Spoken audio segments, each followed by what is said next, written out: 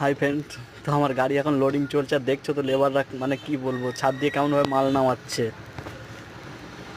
তো আমার গাড়ি লোডিং কমপ্লিট, দাঁড়িয়ে আছি, রশ্মি বসি সব বাঁধা হয়ে গেছে।